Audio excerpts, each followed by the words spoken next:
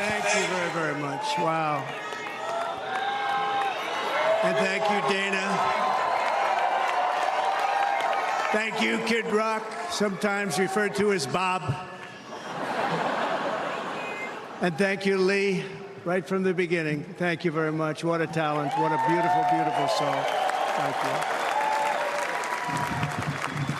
Friends, delegates, and fellow citizens, I stand before you this evening with a message of confidence, strength, and hope.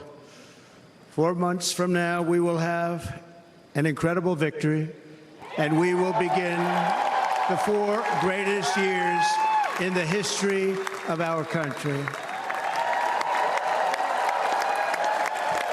Together, we will launch a new era of safety, prosperity, and freedom for citizens of every race, religion, color, and creed.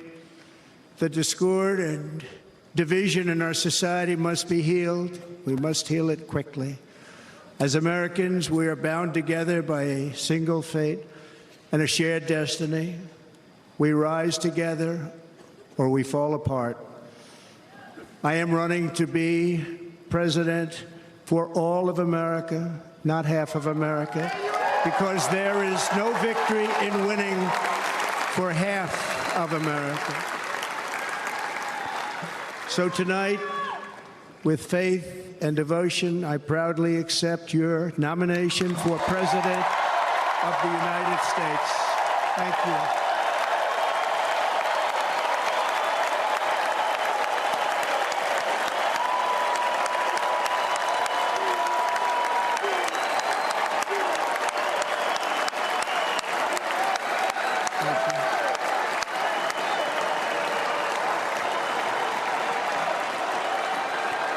Thank you very much.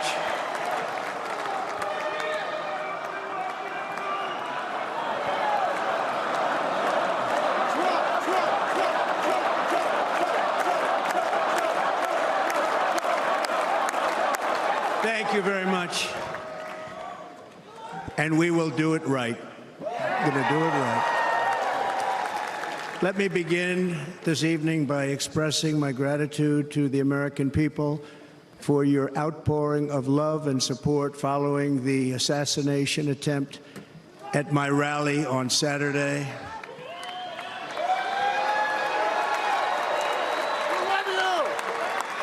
As you already know, the assassin's bullet came within a quarter of an inch of taking my life. So many people have asked me, what happened? Tell us what happened, please. And therefore, I will tell you exactly what happened, and you'll never hear it from me a second time because it's actually too painful to tell. It was a warm, beautiful day in the early evening in Butler Township in the great Commonwealth of Pennsylvania. Music was loudly playing, and the campaign was doing really well. I went to the stage, and the crowd was cheering wildly. Everybody was happy. I began speaking very strongly, powerfully, and happily, because I was discussing the great job my administration did on immigration at the southern border. We were very proud of it.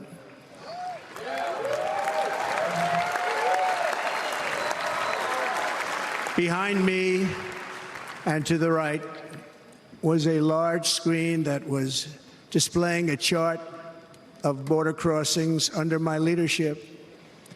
The numbers were absolutely amazing. In order to see the chart, I started to, like this, turn to my right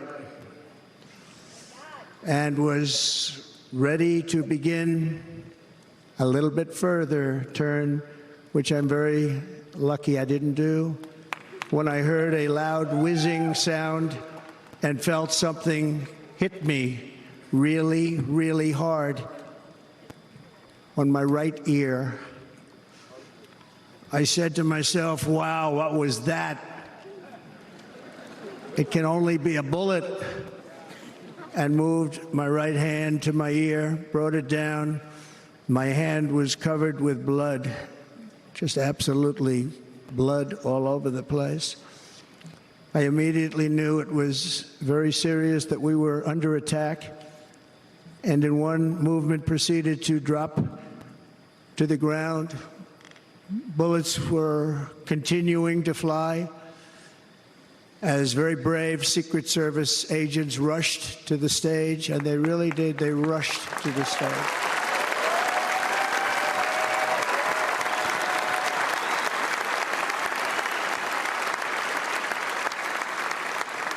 These are great people at great risk, I will tell you, and pounced on top of me so that I would be protected. There was blood pouring everywhere, and yet, in a certain way, I felt very safe because I had God on my side. I felt that.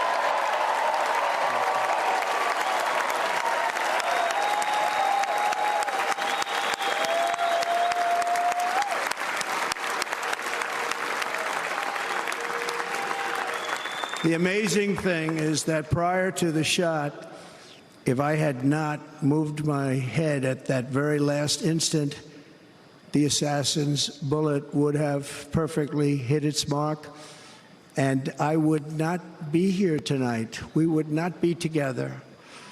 The most incredible aspect of what took place on that terrible evening in the fading sun was actually seen later. In almost all cases, as you probably know, and when even a single bullet is fired, just a single bullet, and we had many bullets that were being fired, crowds run for the exits or stampede, but not in this case. It's very unusual.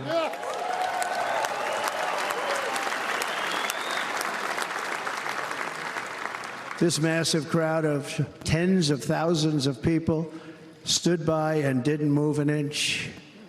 In fact, many of them bravely but automatically stood up looking for where the sniper would be. They knew immediately it was a sniper, and then began pointing at him. You can see that if you look at the group behind me. That was just a small group compared to what was in front. Nobody ran, and by not stampeding, many lives were saved. But that isn't the reason that they didn't move. The reason is that they knew I was in very serious trouble. They saw it. They saw me go down. They saw the blood and thought, actually most did, that I was dead. They knew it was a shot to the head. They saw the blood. And there's an interesting statistic. The ears are the bloodiest part. If something happens with the ears, they bleed more than any other part of the body. For whatever reason, the doctors told me that. I said, why is there so much blood? He said, it's the ears. They bleed more. So we learned something, but they just, this beautiful crowd, they didn't want to leave me. They knew I was in trouble. They didn't want to leave me. And you can see that love written all over their faces. Incredible people. They're incredible people. Bullets were flying over us, yet I felt serene. But now the Secret Service agents were putting themselves in peril. They were in very dangerous territory. Bullets were flying right over them, missing them by a very small amount of inches. And then it all stopped.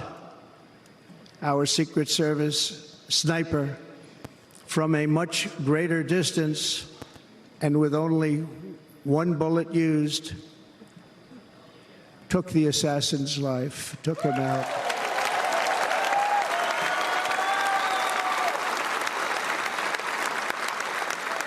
I'm not supposed to be here tonight. Not supposed to be here. Yes, you are. Yes, you are. Yeah.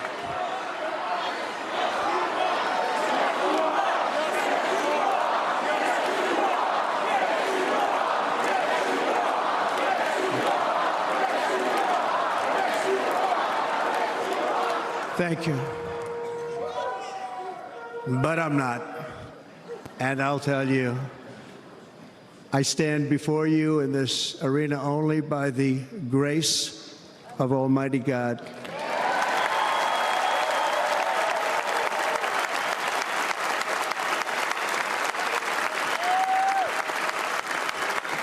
In watching the reports over the last few days, many people say it was a providential moment. Probably was. When I rose surrounded by Secret Service, the crowd was confused because they thought I was dead, and there was great, great sorrow. I could see that on their faces as I looked out. They didn't know I was looking out. They thought it was over. But I could see it, and I wanted to do something to let them know I was okay. I raised my right arm, looked at the thousands and thousands of people that were breathlessly waiting, and started shouting, "Fight, fight, fight."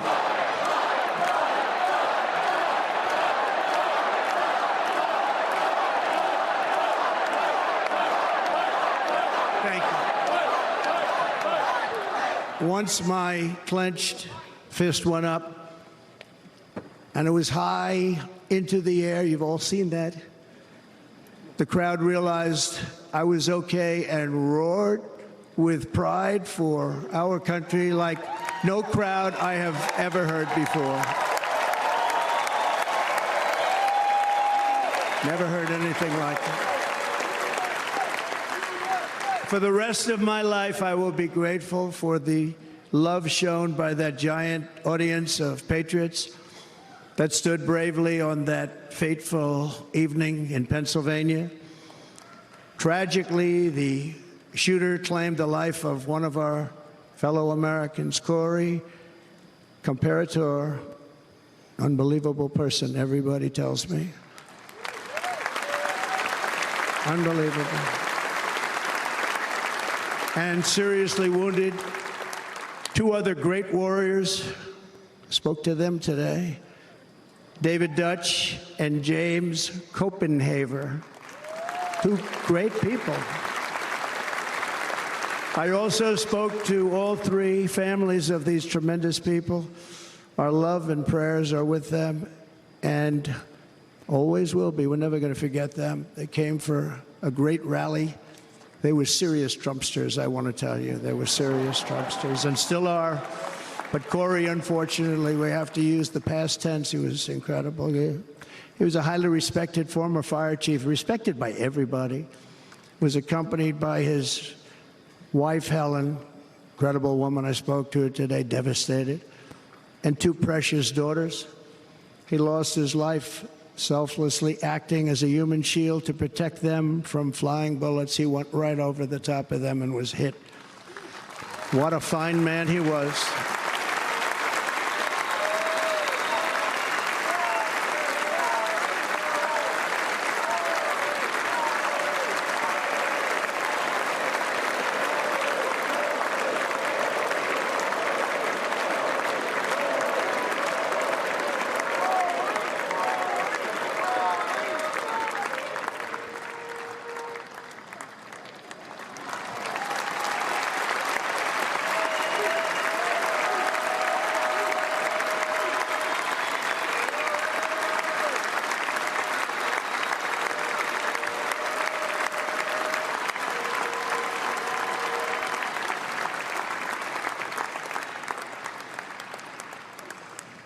I want to thank the fire department and the family for sending his helmet, his outfit, and it was just something, and they're going to do something very special when they get it. But we did something which cannot match what happened, not even close.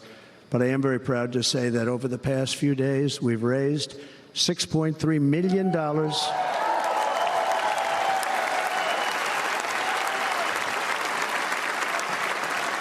for the families of David, James, and Corey, including from a friend of mine just called up. He sent me a check right here. I just got it.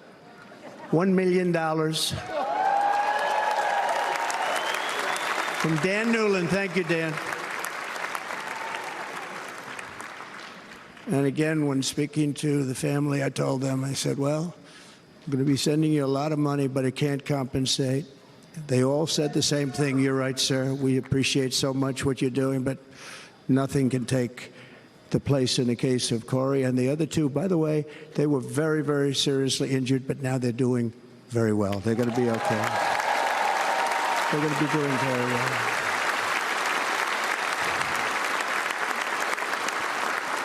They're warriors. So now I ask that we observe a moment of silence in honor of our friend Corey.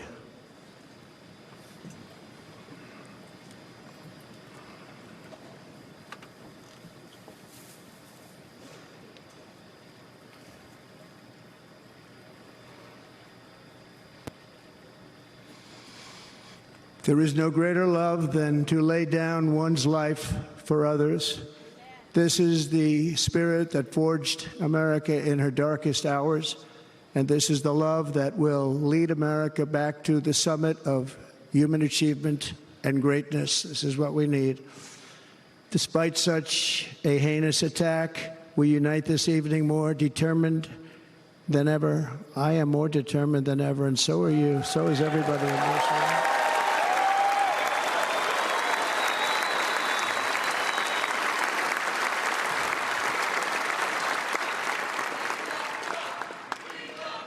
Thank you. Thank you very much.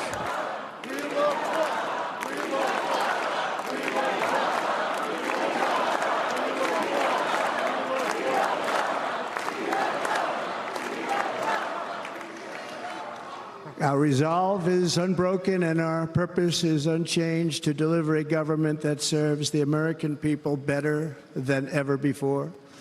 Nothing will stop me in this mission because our vision is righteous and our cause is pure. No matter what obstacle comes our way, we will not break, we will not bend, we will not back down, and I will never stop fighting for you, your family, and our magnificent country. Never.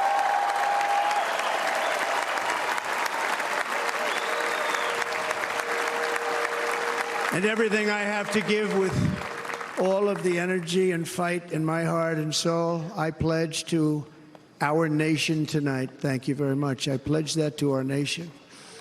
We're going to turn our nation around, and we're going to do it very quickly. Thank you.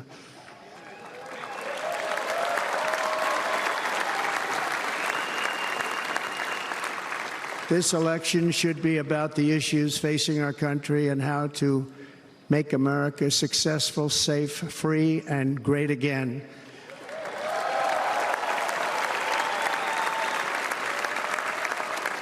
In an age when our politics too often divide us, now is the time to remember that we are all fellow citizens. We are one nation under God, indivisible, with liberty and justice for all.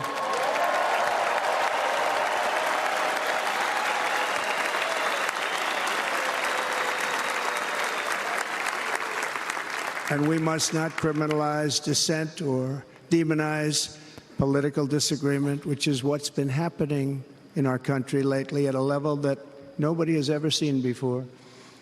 In that spirit, the Democrat Party should immediately stop weaponizing the justice system and labeling their political opponent as an enemy of democracy.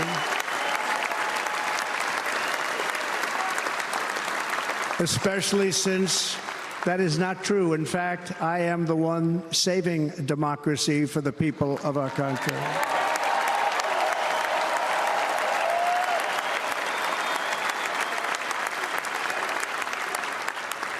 And very big news, as you probably just read, on Monday a major ruling was handed down from a highly respected federal judge in Florida, Eileen Cannon, finding that the prosecutor and the fake documents case against me were totally unconstitutional, and the entire case was thrown out of court. With all of that publicity, thrown out of court. If Democrats want to unify our country, they should drop these partisan witch hunts, which I have been going through for approximately 8 years. And they should do that without delay and allow an election to proceed that is worthy of our people. We're going to win it anyway, but worthy of our people. On this journey, I am deeply honored to be joined by my amazing wife, Melania.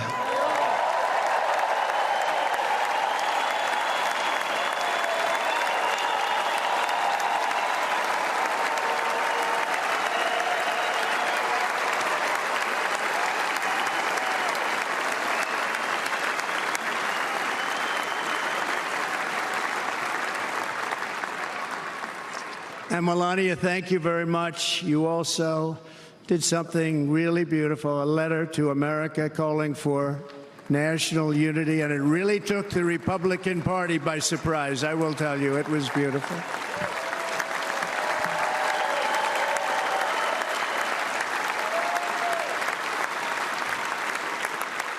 fact, some very serious people said that we should take that letter and put it as part of the Republican platform. That would be an honor, wouldn't it? Right, Mr. Congressman?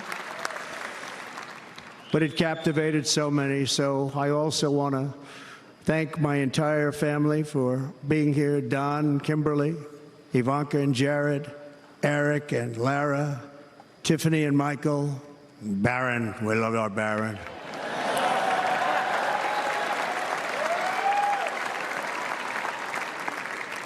And of course, my 10 wonderful grandchildren. You saw a few of them up there on my lap before.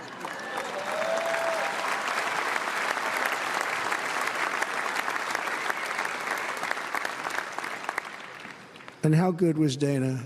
Was Dana good? I mean, was he good?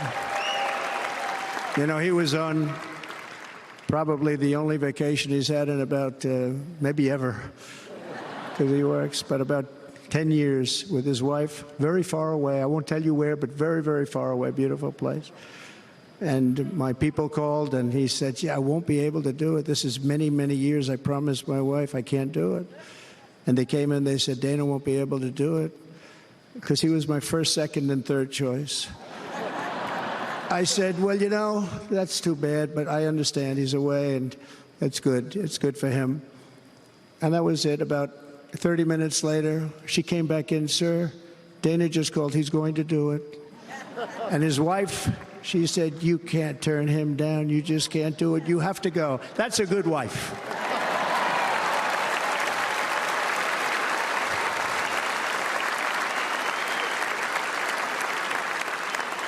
So he got on a plane. He got here a little while ago. Now he's going to get on the plane in a little while, and he's going to go back home to his wife.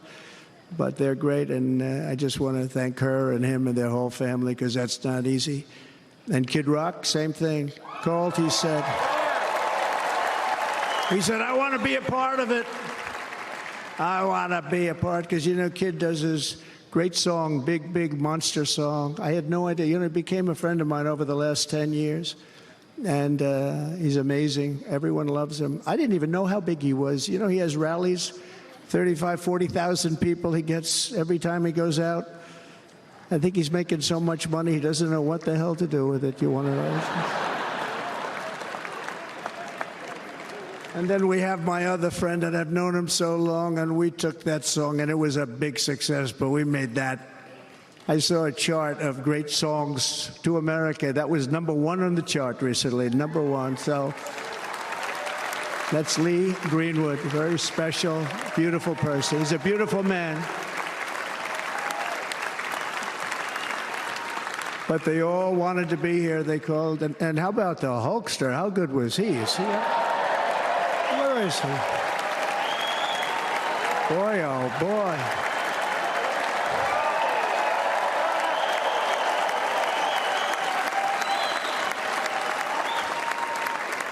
You know, they may call that entertainment. I know about entertainment, but when he used to lift a 350-pound man over his shoulders and then bench press him 2 rows into the audience, I say, maybe entertainment, but he is one strong son of a gun. I will tell you, I watched it many times.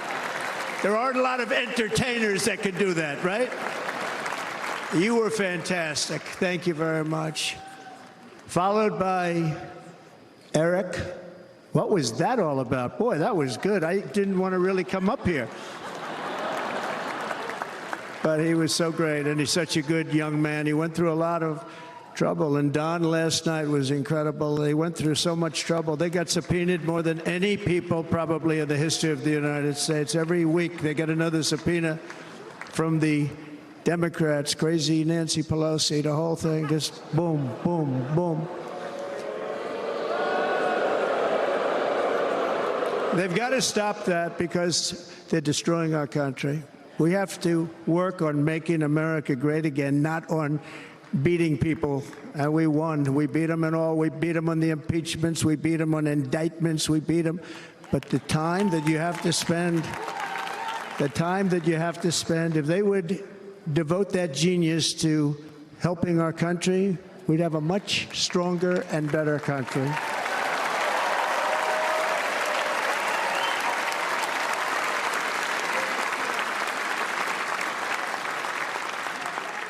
And Jason, the biggest star in country music. Jason, thank you for being here. Jason, thank you very much.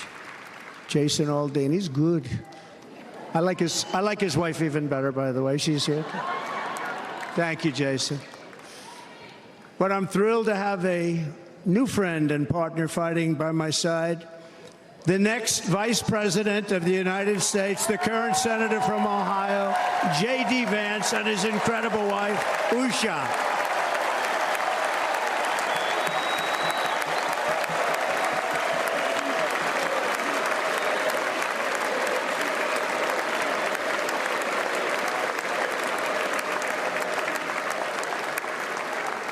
He's going to be a great Vice President. He's going to be great. He'll be with this country and with this movement, greatest movement in the history of our country, Make America Great Again.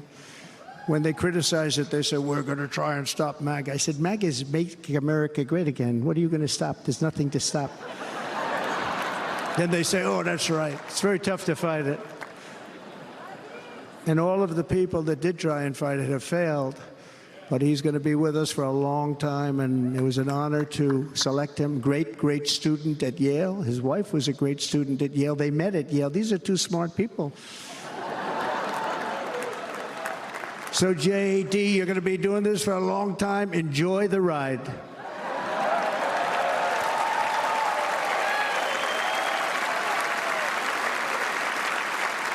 And a very special thank you to the extraordinary people of Milwaukee and the great state of... Oh, there they are. There they are. You are so easy to spot. And Green Bay's going to have a good team this year, right? They're going to have a good team. They're going to have a good team. Most of the audience doesn't like it, but it's true. You're going to have a very good team this year. And by the way, Wisconsin, we are spending over $250 million here, creating jobs and other economic development all over the place. So I hope you will remember this in November and give us your vote. I am trying to buy your vote. I'll be honest about that.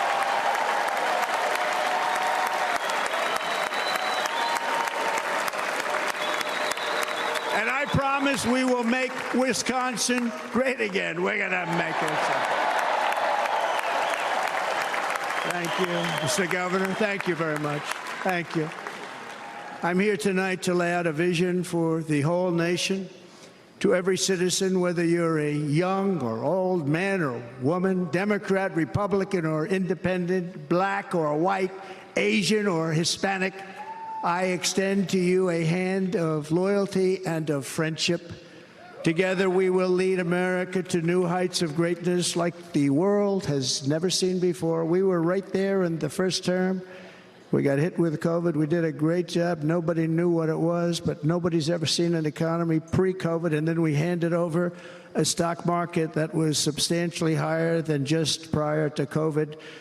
Coming in, did a great job. Never got credit for that. We got credit for the war and defeating ISIS and so many things, the great economy, the biggest tax cuts ever, the biggest regulation cuts ever, the creation of Space Force, the rebuilding of our military. We did so much.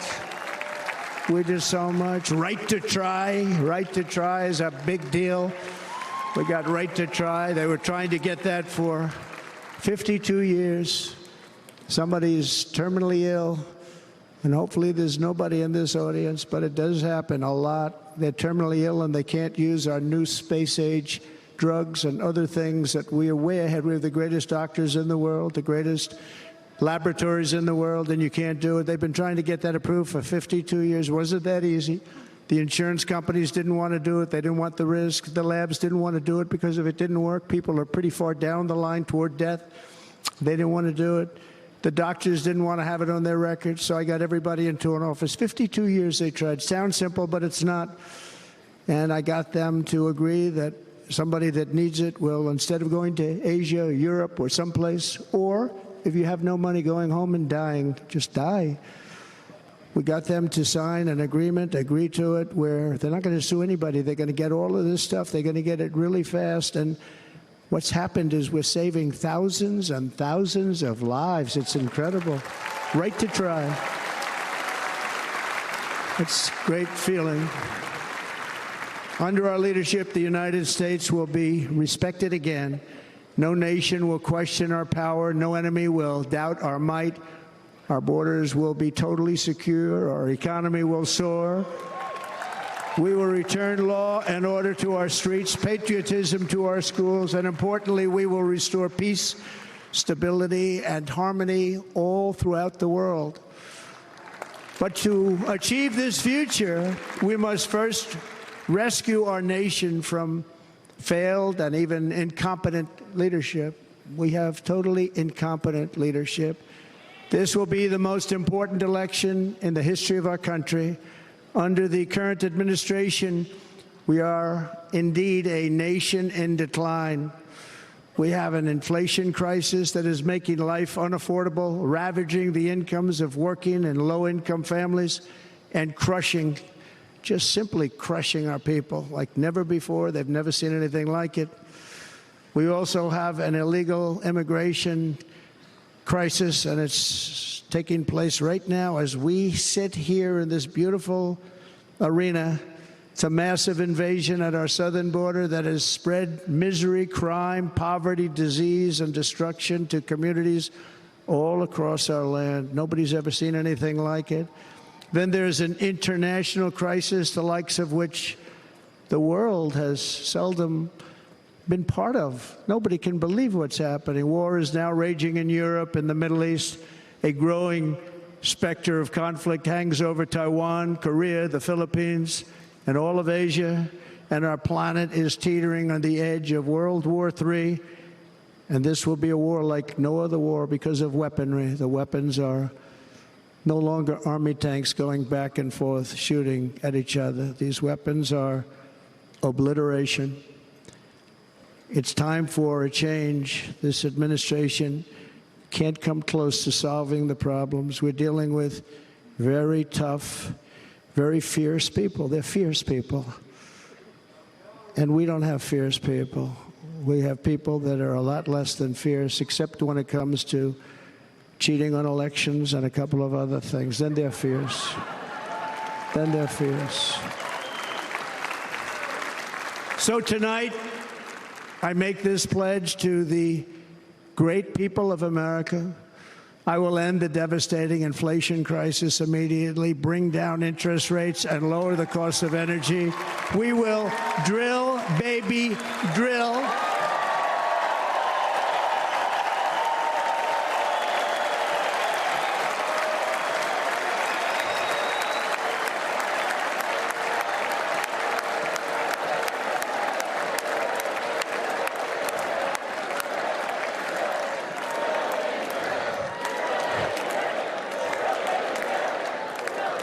Can you believe what they're doing? But by doing that, we will lead a large-scale decline in prices. Prices will start to come down. Energy raised it. They took our energy policies and destroyed them. Then they immediately went back to them, but by that time, so much was lost. But we will do it at levels that nobody's ever seen before, and we'll end lots of different things. We'll start paying off debt and start lowering taxes even further. We gave you the largest tax cut. We'll do it more. You know, people don't realize I brought taxes way down, way down, and yet we took in more revenues the following year than we did when the tax rate was much higher. Most people said, how did you do that? Because it was incentive. Everybody was coming to the country. They were bringing back billions and billions of dollars into our country. The companies made it impossible to bring it back. The tax rate was too high, and the legal complications were far too great. I changed both of them, and hundreds of billions of dollars by Apple and so many other companies were brought back into our nation, and we had an economy the likes of which no nation had ever seen. China, we were beating them at levels that were incredible. And they know it. They know it. We'll do it again, but we'll do it even better. I will end the illegal immigration crisis by closing our border and finishing the wall, most of which I've already built.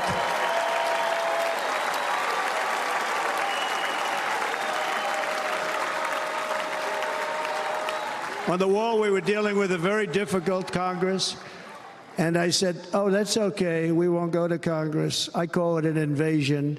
We gave our military almost $800 billion. I said, I'm going to take a little of that money because this is an invasion, and we built, most of the wall is already built, and we built it through using the funds because what's better than that? We have to stop the invasion into our country that's killing hundreds of thousands of people a year. We're not going to let that happen.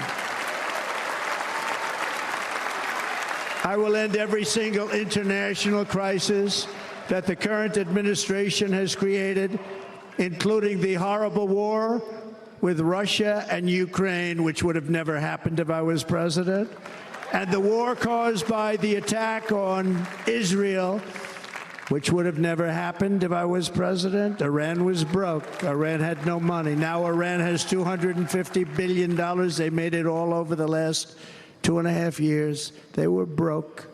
I watched the other day on a show called Deface the Nation. Has anyone seen it? And they had a congressman who was a Democrat say, well, whether you like him or not, Iran was broke dealing with Trump. I told China and other countries, if you buy from Iran, we will not let you do any business in this country, and we will put tariffs on every product you do send in of 100% or more. And they said to me, well, I think that's about it. They weren't going to buy any oil. And they were ready to make a deal. Iran was going to make a deal with us. And then we had that horrible, horrible result that we'll never let happen again. The election result, we're never going to let that happen again. They used COVID to cheat. We're never going to let it happen again. And they took off all the sanctions, and they did everything possible for Iran. And now Iran is very close to having a nuclear weapon, which would have never happened. This is a shame what this administration, the damage that this administration has done. And I say it often, if you took the 10 worst presidents in the history of the United States, think of it, the 10 worst, added them up, they will not have done the damage that Biden has done. I'm only going to use the term once. Biden, I'm not going to use the name anymore, just one time.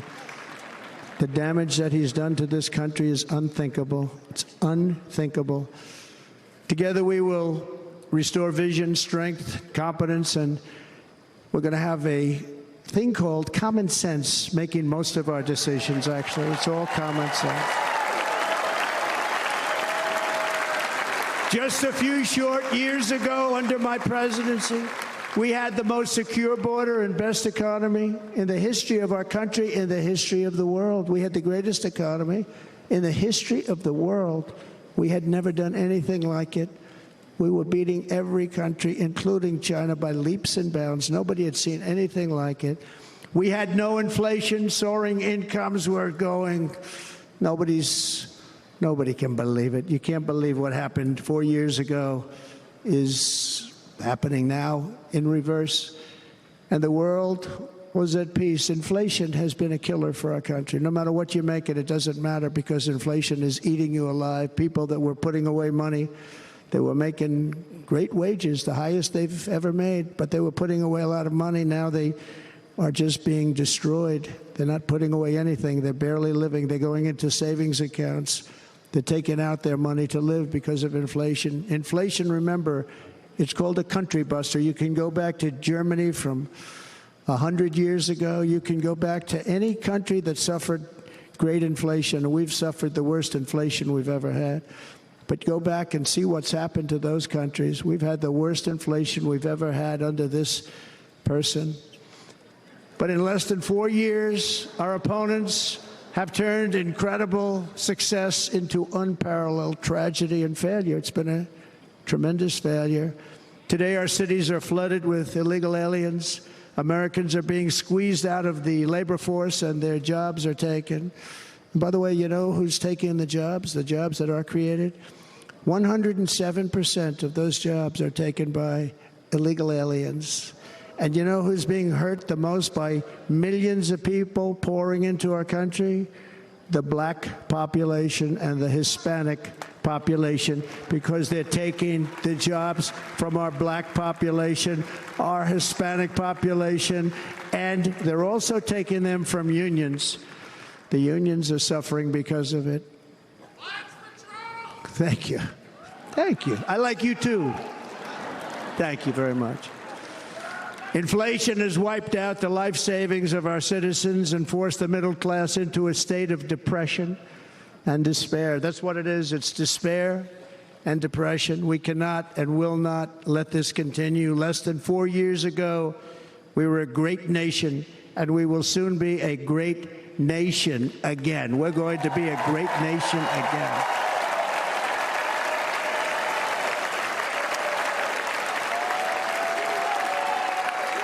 Thank you. With proper leadership, every disaster we are now enduring will be fixed, and it will be fixed very, very quickly. So tonight, whether you've supported me in the past or not, I hope you will support me in the future, because I will bring back the American dream. That's what we're going to do. You don't even hear about the American dream anymore. With great humility, I am asking you to be excited about the future of our country. Be excited. Be excited.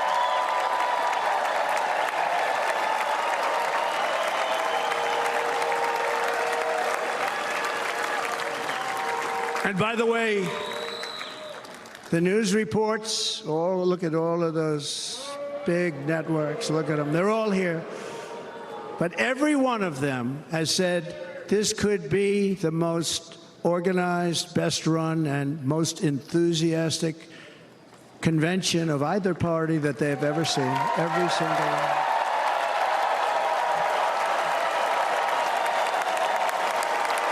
And it's true.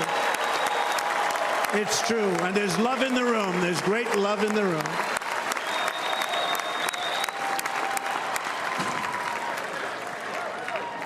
So I better finish strong. Otherwise, we'll blow it, and we can't let that happen. Now, this was great. All of the great people that spoke, and everybody hit a home run. I mean, there's not one that I can think of where I said, oh, gee, that wasn't great. Every single person. I refuse to be the only one. Don't do that to me. They're already getting ready. See, I gave them an idea. Now, this was a great convention. This was, I think we're actually going to go home and miss it. You know, usually with a first of all, look at these crowds. You'd never have this at a convention. Look at these crowds.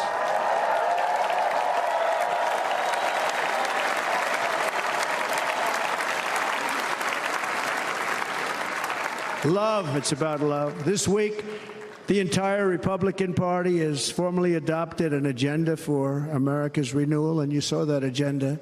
And it's very short compared to the long, boring, meaningless agendas of the past, including the Democrats. They write these things that are hundreds of pages long, and they never read them after they're done. In their case, fortunately, they don't read them because they're pretty bad. It's a series of bold promises that we will swiftly implement when you give us a Republican House And Mr. Speaker, thank you very much. We have our great Speaker of the House with us tonight. Mr. Speaker, thank you very much. Thank you.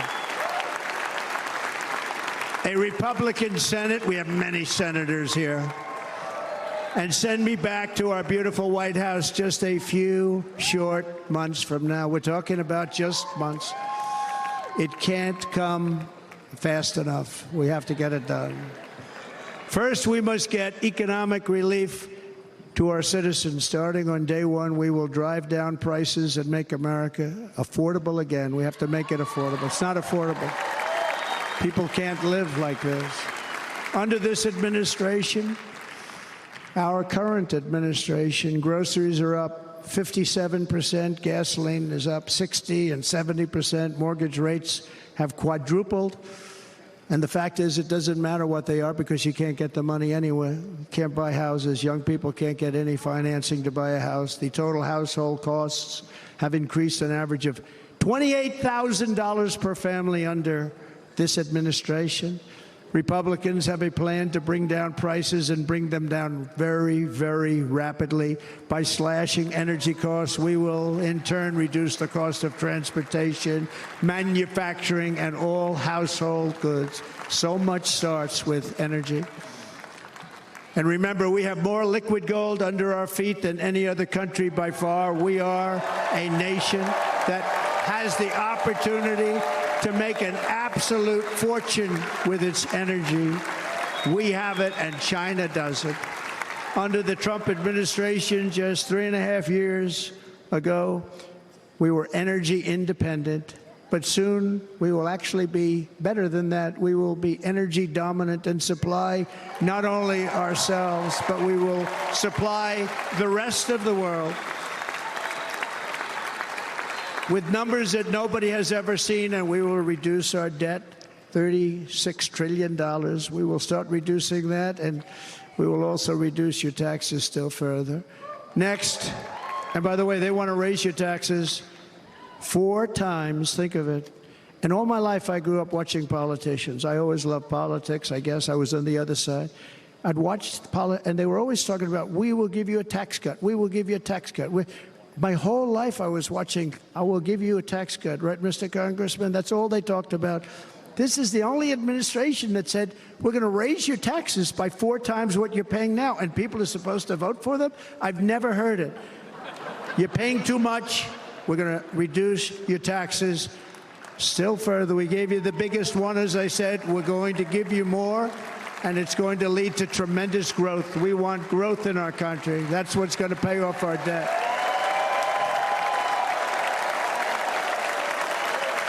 And next, we will end the ridiculous and actually incredible waste of taxpayer dollars that is fueling the inflation crisis. They spent trillions of dollars on things having to do with the Green New Scam. It's a scam.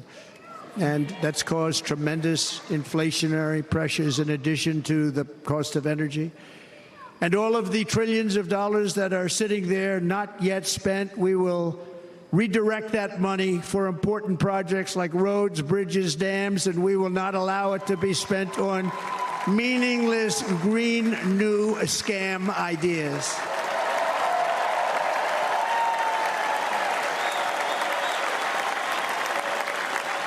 And I will end the electric vehicle mandate on day one.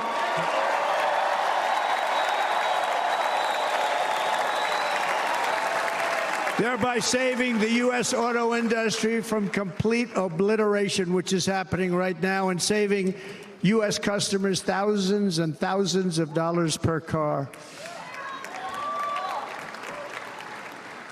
And right now, as we speak, large factories just started are being built across the border in Mexico. So with all the other things happening on our border, and they're being built by China to make cars and to sell them into our country.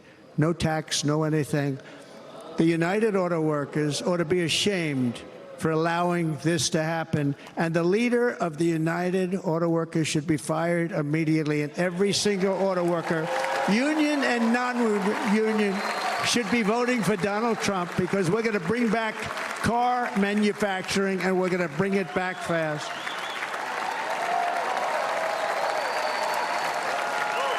They're building some of the largest auto plants anywhere in the world. Think of it, in the world. We're going to bring it back. We're going to make them. We don't mind that happening, but those plants are going to be built in the United States, and our people are going to man those plants.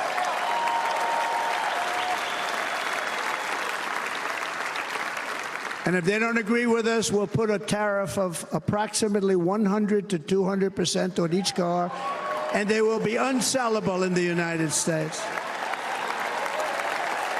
We have long been taken advantage of by other countries. And think of it, oftentimes these other countries are considered so-called allies. They've taken advantage of us for years. We lose jobs, we lose revenue, and they gain everything and wipe out our businesses, wipe out our people. I stopped it for 4 years. I stopped it. And we're really ready to make changes like nobody had seen before. And remember, USMCA, I got rid of NAFTA, the worst trade deal ever made, and replaced it with USMCA, which is, they say, the best trade deal ever made. Actually, probably the best trade deal was the deal I made with China, where they buy $50 billion worth of our product. They were buying nothing. They buy $50 billion worth. They had to. But I don't even talk about it because of COVID. I don't even mention it, frankly, because of what happened with the China virus.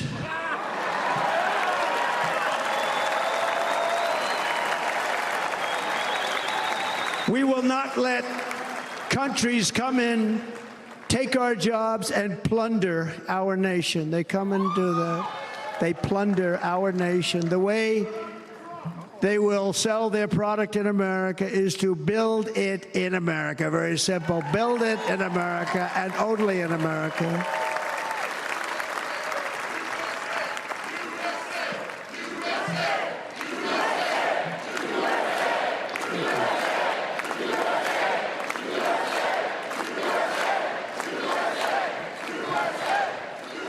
And this very simple formula, and Congress has to go along with us, and they will. This very simple formula will create massive numbers of jobs. We will take over the auto industry again, and many, hundreds of thousands of jobs. We lost so many jobs over the years. If you go back 20, 25 years, they've stolen, going to China and Mexico, about 68% of our auto industry manufacturing jobs. We're going to get them all back. We're going to get them all back, every one of them.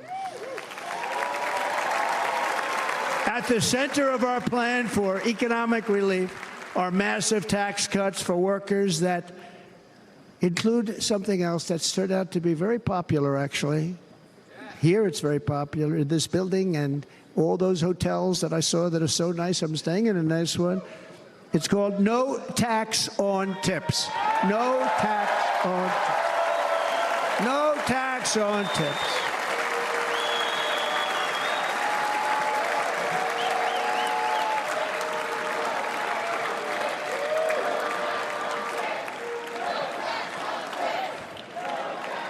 I got that by having dinner recently in Nevada, where we're leading by about 14 points. Hello.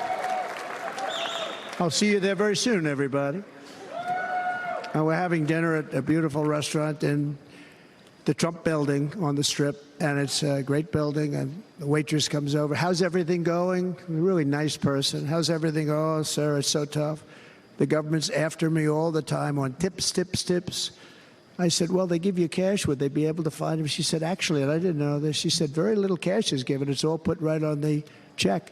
And they come in and they take so much of our money, it's just ridiculous. And they don't believe anything we say. And they've just hired, as you know, 88,000 agents to go after them even more. And I said, this shows the level of my, most people go out, they hire consultants, they pay them millions of dollars. But I said to her, let me just ask you a question. Would you be happy if you had no tax on tips? She said, what a great idea. I got my information from a very smart waitress. That's better than spending millions of dollars. And everybody loves it. Waitresses and caddies and drivers and everybody. It's a large group of people that are being really hurt badly. They make money, let them keep their money. I'm going to protect Social Security and Medicare. Democrats are going to destroy Social Security and Medicare because all of these people, by the millions they're coming in, they're going to be on Social Security and Medicare and other things, and you're not able to afford it. They are destroying your Social Security and your Medicare. Under my plan, incomes will skyrocket, inflation will vanish completely, jobs will come roaring back, and the middle class will prosper like never, ever before, and we're going to do it very rapidly.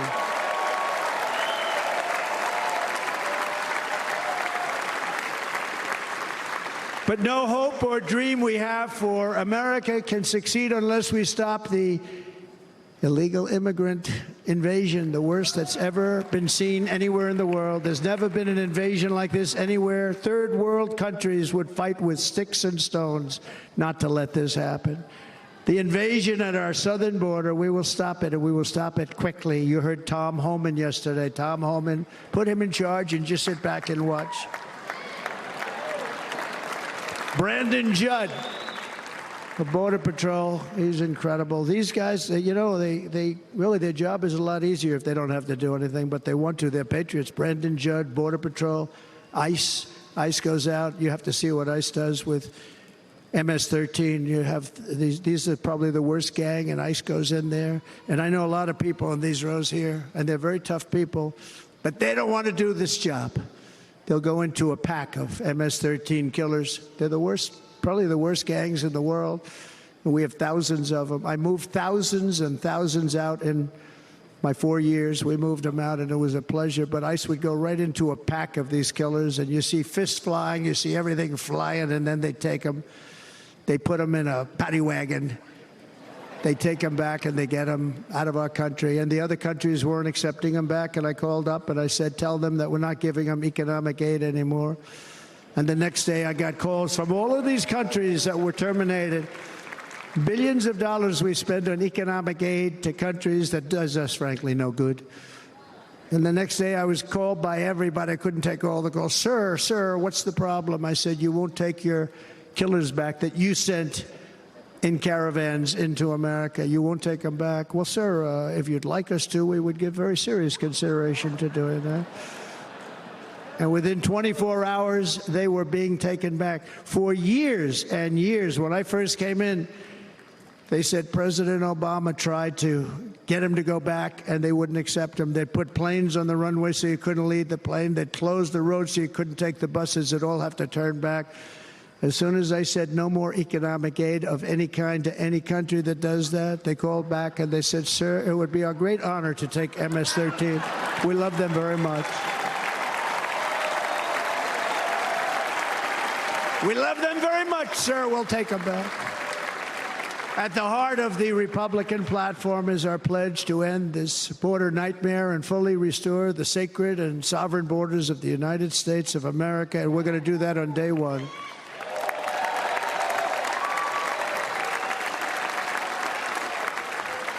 That means two things on day one, right? Drill, baby, drill, and close our borders.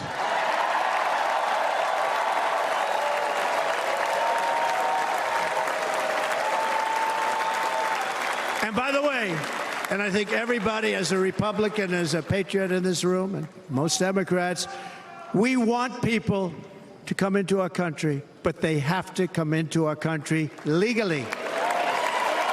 Legally. Less than 4 years ago, I handed this administration the strongest border in American history. But you can see on the chart that saved my life, that was the chart that saved my life. I said, look it, I'm so proud of it. I think it's one of the greatest. It was done by the Border Patrol, one of the greatest charts I've ever seen. It showed everything just like that. You know the chart. Oh, there it is. That's pretty good. Wow. Last time I put up that chart, I never really got to look at it. But without that chart, I would not be here today.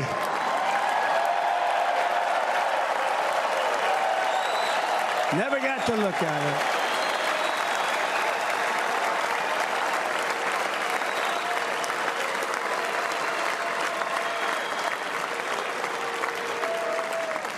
I said, you got to see this chart. I was so proud of it, and by the time I got to there, I never got to see it that day.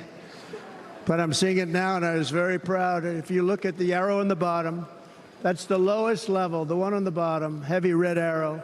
That's the lowest level of illegal immigrants ever to come into our country in recorded history, right there. Right there. And that was my last week in office.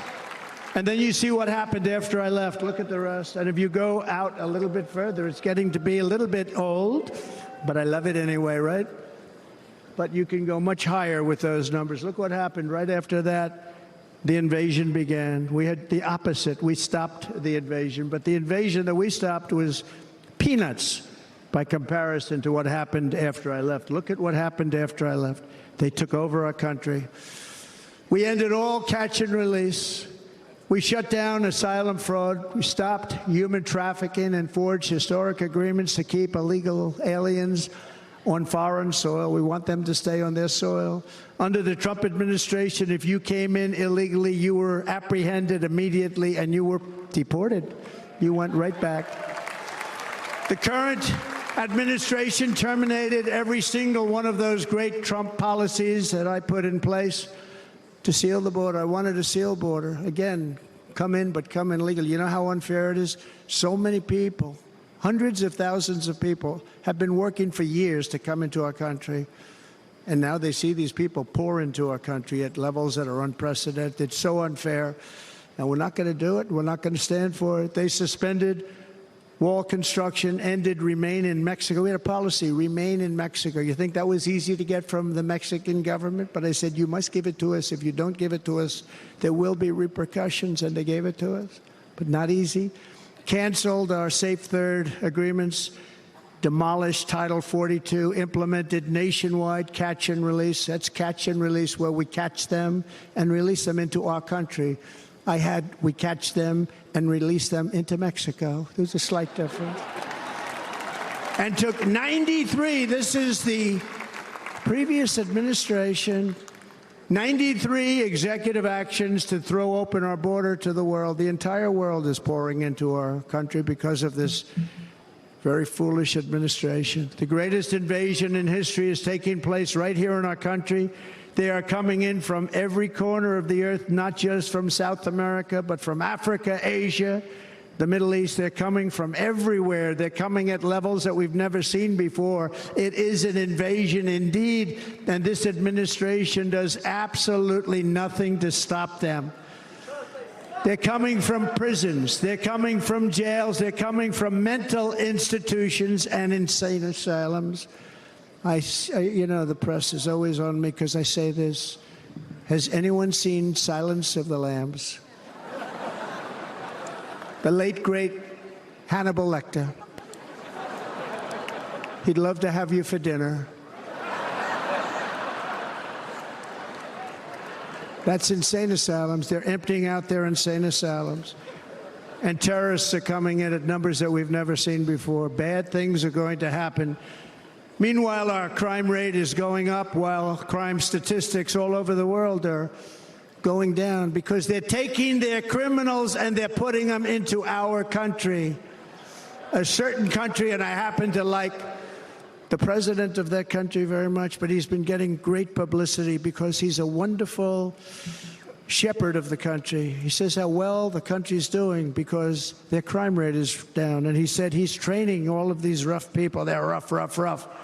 He's training them. And I've been reading about this for 2 years. I think, oh, that's wonderful. Let's take a look at it. But then I realized he's not training them. He's sending all of his criminals, his drug dealers, his people that are in jails, he's sending them all to the United States. And he's different in that he doesn't say that. He's trying to convince everybody what a wonderful job he does in running the country. Well, he doesn't do a wonderful job.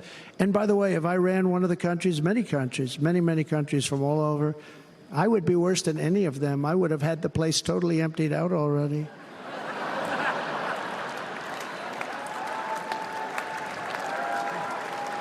But we become a dumping ground for the rest of the world, which is laughing at us. They think we're stupid. And they can't believe that they're getting away with what they're getting away with, but they're not going to be getting away with it for long. That's what I can tell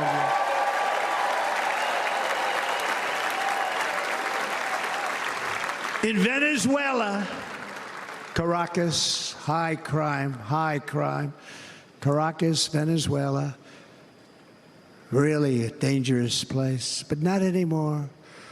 Because in Venezuela, crime is down 72%. In fact, if they would ever win this election, I hate to even say that, we will have our next Republican convention in Venezuela because it will be safe.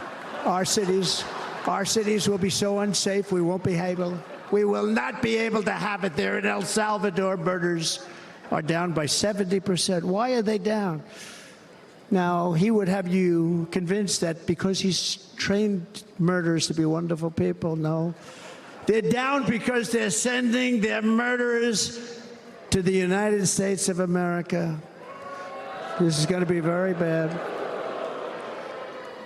And bad things are going to happen, and you're seeing it happen all the time. That's why, to keep our families safe, the Republican platform promises to launch the largest deportation operation in the history of our country. Even larger than that of President Dwight D. Eisenhower from many years ago. You know, he was a moderate, but he believed very strongly in borders. He had the largest deportation operation we've ever had.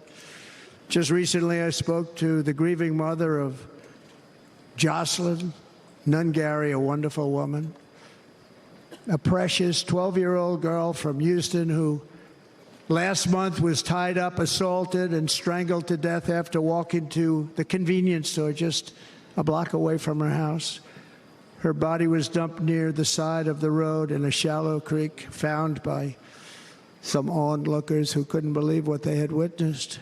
Charged with Jocelyn's heinous murder are 2 illegal aliens from Venezuela who came across our border, were in custody, and were then released into the country by this horrible, horrible administration that we have right now. I also met recently with the heartbroken mother and sister of Rachel Morin. Rachel was a 37-year-old mom of 5 beautiful children who was brutally raped and murdered while out on a run. She wanted to keep herself in good shape. It was very important to her. She was murdered. The monster responsible first killed another woman in El Salvador before he was led into America by the White House. This White House let them in. He then attacked a 9-year-old girl and her mother in a home invasion in Los Angeles before murdering Rachel in Maryland. Traveled all throughout the country, doing tremendous damage. Rachel's mother will never be the same. I spent time with her. She will never be the same. I've also met with the wonderful family of Laken Riley, the brilliant 22-year-old nursing student. She was so proud of being first in her class, who was out for a jog on the campus of the University of Georgia when she was assaulted, beaten, and horrifically killed. Yet another American life was stolen by a criminal alien set free by this administration. And these were incredible people we're talking about. These were incredible people who died. Tonight, America, this is my vow. I will not let these killers and criminals into our country.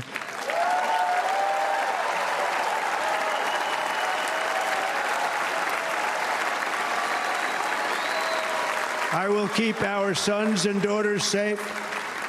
As we bring security to our streets, we will help bring stability to the world. I was the first president in modern times to start no new wars. You know, we were the toughest, we were the most respected.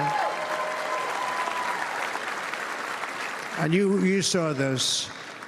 Hungry, strong country, run by a very powerful, tough leader. He's a tough guy. Press doesn't like him because he's tough. And he came out recently. They were asking him at an interview, the whole world is exploding. What's happening? What's going on? Viktor Orban, Prime Minister of Hungary, very tough man. He said, I don't want people coming into my country and blowing up our shopping centers and killing people. But they said to him, tell us what's going wrong, what's happening, what is it?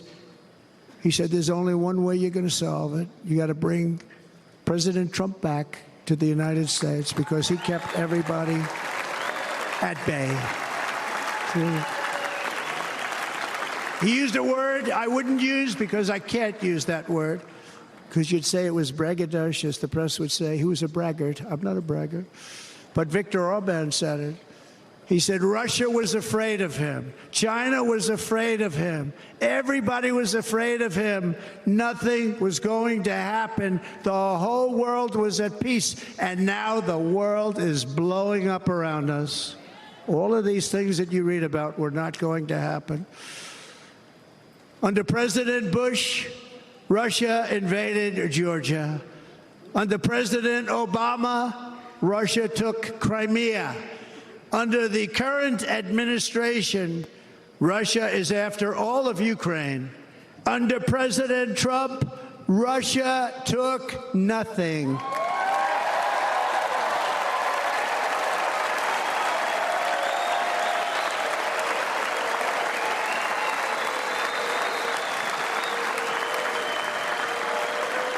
We defeated 100% of ISIS in Syria and Iraq.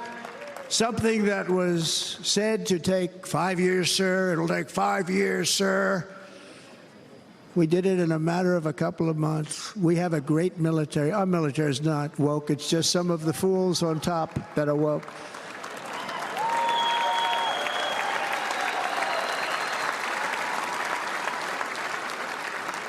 I got along very well. North Korea, Kim Jong-un, I got along very well with him. The press hated when I said that. How could you get along with him? Well, you know, it's nice to get along with somebody who has a lot of nuclear weapons or otherwise, isn't it? See, in the old days, they'd say, that's a wonderful thing. Now they say, how can you possibly do that? But no, I got along with him, and we stopped the missile launches from North Korea. Now North Korea is acting up again, but when we get back, I get along with him. He'd like to see me back, too. I think he misses me, if you want to know the truth. Our opponents inherited a world at peace and turned it into a planet of war. We're in a planet of war. Look at that attack on Israel. Look at what's happening with Ukraine. The cities are just bombed out. How can people live like that where buildings, massive buildings, are falling to the ground? It began to unravel with the disastrous withdrawal from Afghanistan, the worst humiliation in the history of our country. We have never had a humiliation like that. 13 heroic U.S. service members were tragically and needlessly killed. 45 others were horrifically wounded. Nobody ever talks about them. No arms, no legs, face explosions, horrifically wounded. And by the way, we have a man in this room who's running for the U.S. Senate from a great state, Nevada, named Sam Brown, who paid the ultimate price. Thank you, Sam. Thank you, Sam. Thank you. He paid the biggest price probably ever paid by anybody that is running for office, and I think he's going to do great. He's running against a person that is not good, not respected, a total lightweight. But Sam, I think, paid, really, we were talking about it with some of the senators that are working so hard for Sam, but he paid the biggest price of any senator ever to run for the Senate. I don't think anybody's ever what he did. He was a real hero, a really great person.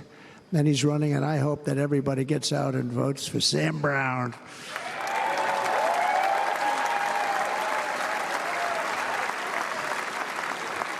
And we also left behind $85 billion worth of military equipment, along with many American citizens were left behind.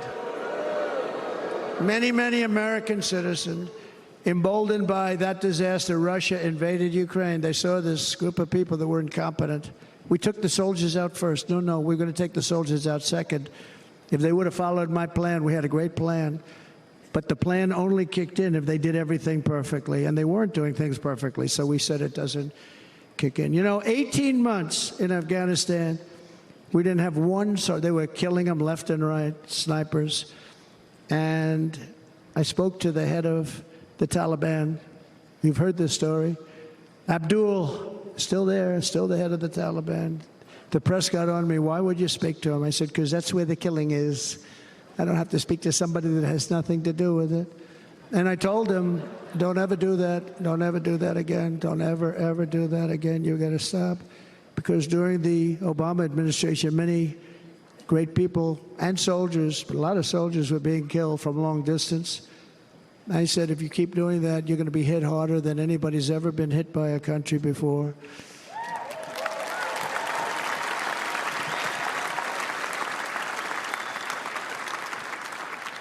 And he said, I understand, Your Excellency. He called me Your Excellency. I wonder if he calls the other guy Your Excellency. I doubt it. The other guy gave him everything. I mean, what kind of a deal was that? He walked out, gave him everything. Do you know that right now Afghanistan is one of the largest sellers of weapons in the world? They're selling the brand new, beautiful weapons that we gave them. But think of it. He actually said to me, but why do you show me a picture of my home? I said, you'll have to ask your people or one of your wives. But he could figure it out. And for 18 months, we had not one attack on an American soldier by the Taliban. 18 months.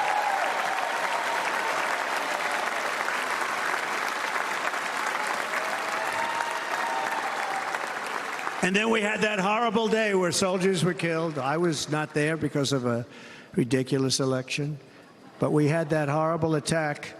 And they also gave up Bagram, one of the biggest bases anywhere in the world, air bases anywhere in the world, the longest runways, most powerful, hardened, thickened runways.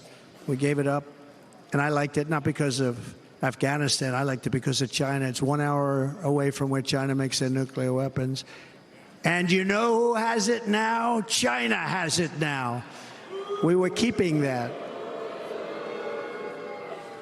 And now China is likewise circling Taiwan, and Russian warships and nuclear submarines are operating 60 miles off the coast in Cuba. Do you know that? No, the press refuses to write about it. If that were me running this country and we had nuclear submarines in Cuba, I will tell you that the headlines every day would be, what's wrong with our president? You don't even hear this. You're not hearing about this. Russia has nuclear submarines and warships 60 miles away, Mr. Congressman, from Miami, by the way, happens to be here. Correct? In Cuba. And that would not be stood for if it were somebody else. They don't want to mention it, but now maybe they will. And the entire world, I tell you this, we want our hostages back, and they better be back before I assume office, or you will be paying a very big price.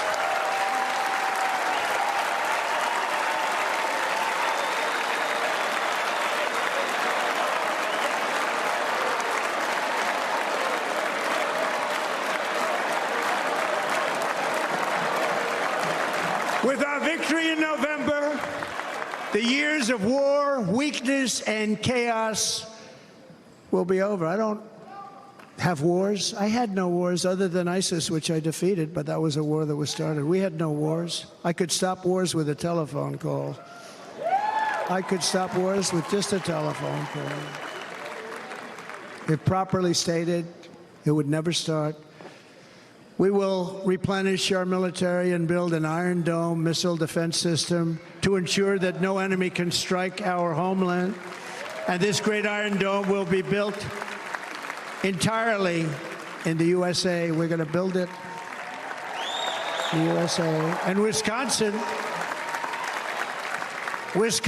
just like I gave you that massive ship contract, and you're doing a very nice job, Governor, right?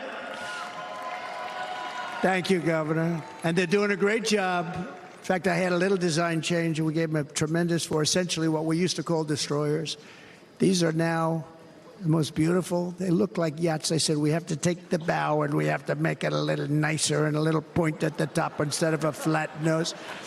And the people at the shipyard said, this guy sort of knows what he's doing. We have the most beautiful ships, right, Governor? And everybody sitting over there. And it was a big contract that everybody wanted. I gave it to Wisconsin, but we're going to have a lot of that built right here in the state of Wisconsin and all other states. Israel has an Iron Dome. They have a missile defense system. 342 missiles were shot into Israel, and only one got through a little bit. It was badly wounded. It fell to the ground, but most of them are. And Ronald Reagan wanted this many years ago, but we really didn't have the technology many years ago. Remember, they called it Starship, spaceship, anything to mock him. But he was a very good president, very, very good. But now we have unbelievable technology. And why should other countries have this and we don't? No, no, we're going to build an Iron Dome over our country, and we're going to be sure that nothing can come and harm our people. And again, from an economic development standpoint, we're going to make it all right here. No more sending it out to other countries in order to help. It's America first. America first. We will unleash the power of American innovation. And as we do, we will soon be on the verge of finding the cures to cancer, Alzheimer's disease, and many other diseases. We're going to get to the bottom of it. You remember this gentleman that I don't want to mention other than one time I had to, because when you say the 10 worst, I had to do it. I didn't want anybody to be confused. But this man said, we're going to find a cure to cancer. Nothing happened. We're going to get to the cure for cancer and Alzheimer's and so many other things. We're so close to doing something great. But we need a leader that will let it be done. We will not have men playing in women's sports. That will end immediately.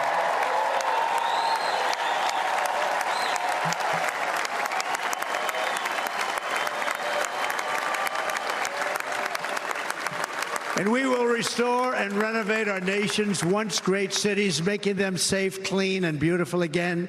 And that includes our nation's capital, which is a horrible killing field. So many things. They leave from Wisconsin, they go to look at the Washington Monument, they end up getting stabbed, killed, or shot. We will be very soon very proud of our capital, again, Washington, D.C.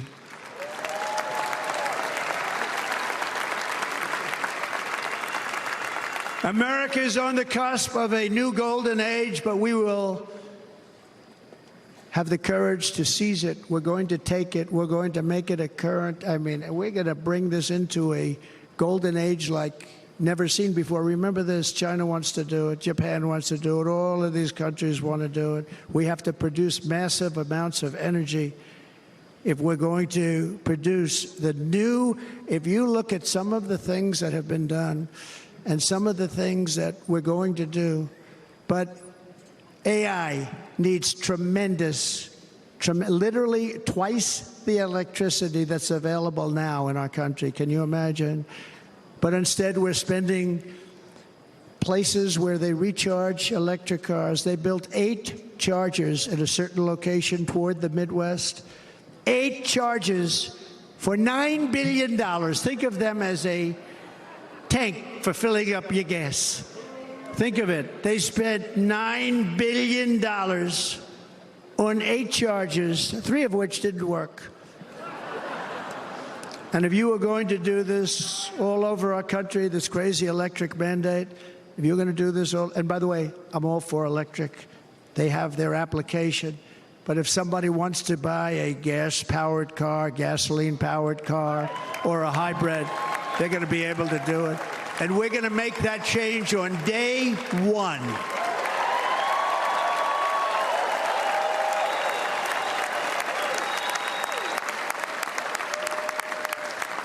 So to conclude, just a few short days ago, my journey with you nearly ended. We know that. And yet, here we are tonight, all gathered together, talking about the future, promise, and a total renewal of a thing we love very much. It's called America. We live in a world of miracles. None of us knows God's plan or where life's adventure will take us. I want to thank Franklin Graham for being here tonight. He's an outstanding man. He wrote me a note recently. I have a lot of respect for him. Sir, I love your storytelling. I think it's great in front of these big rallies. But, sir, please do me one favor. It won't make any difference.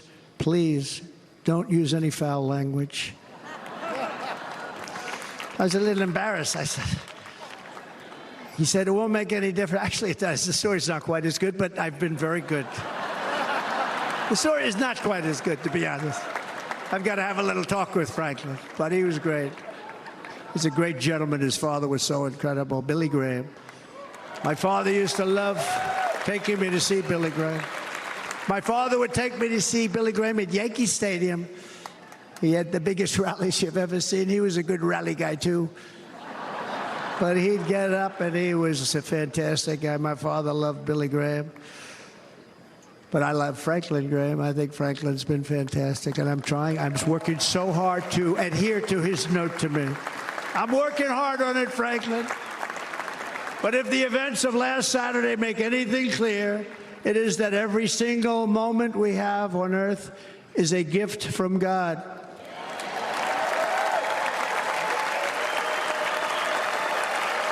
We have to make the most of every day for the people and for the country that we love. The attacker in Pennsylvania wanted to stop our movement, but the truth is the movement has never been about me. It has always been about you. It's your movement. It's the biggest movement in the history of our country by far. Can't be stopped. It can't be stopped. It has always been about the hardworking, patriotic citizens of America. For too long, our nation has settled for too little. We've settled for too little. We've given everything to other nations, to other people. You've been told to lower your expectations and to accept less for your families. I am here tonight with the opposite message. Your expectations are not big enough. They're not big enough. It is time to start expecting and demanding the best leadership in the world, leadership that is bold, dynamic, relentless, and fearless. We can do that. We are Americans. Ambition is our heritage. Greatness is our birthright.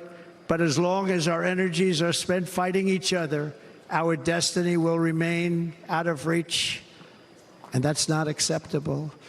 We must instead take that energy and use it to realize our country's true potential and write our own thrilling chapter of the American story. We can do it together. We will unite. We are going to come together, and success will bring us together.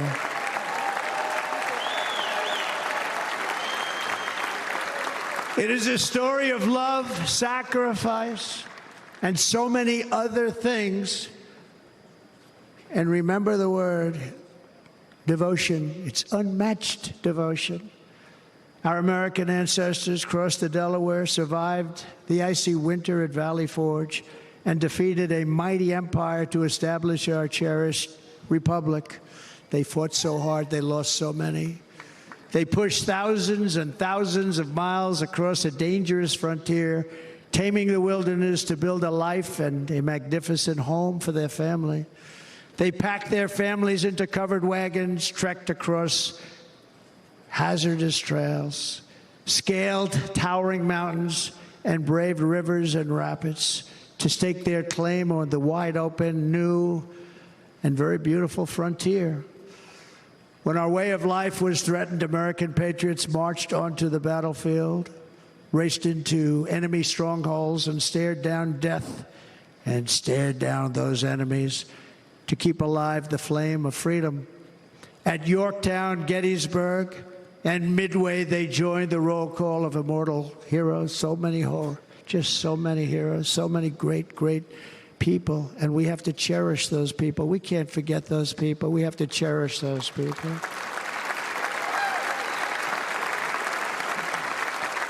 And building monuments to those great people is a good thing, not a bad thing. They saved our country. No challenge was too much. No hardship was too great. No enemy was too fierce. Together, these patriots soldiered on and endured, and they prevailed because they had faith in each other, faith in their country, and above all, they had faith in their God.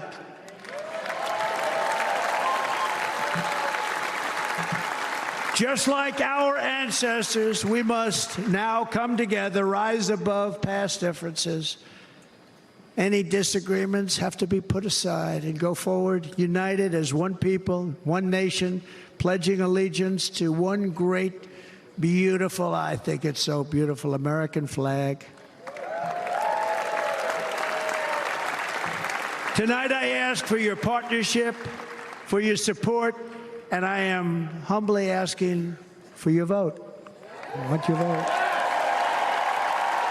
Going to make our country great again. Every day I will strive to honor the trust you have placed in me, and I will never, ever let you down. I promise that. I will never let you down. To all of the forgotten men and women who have been neglected, abandoned, and left behind, you will be forgotten no longer. We will press forward, and together we will win, win, win.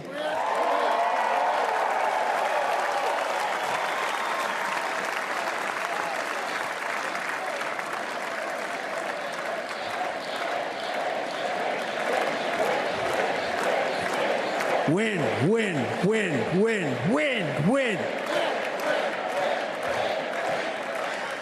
Nothing will sway us, nothing will slow us, and no one will ever stop us. No matter what dangers come our way, no matter what obstacles lie in our path, we will keep striving toward our shared and glorious destiny, and we will not fail. We will not fail.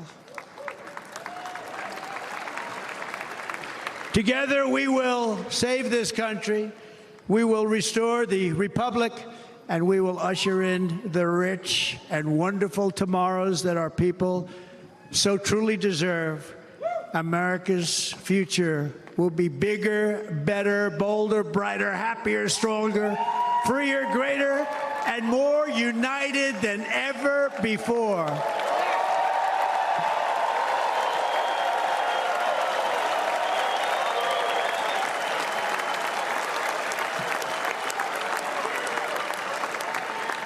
And quite simply put, we will very quickly make America great again. Thank you very much. Thank you very much, Wisconsin. God bless you. God bless you, Wisconsin, and God bless the United States of America, our great country. Thank you very much, everybody. Thank you.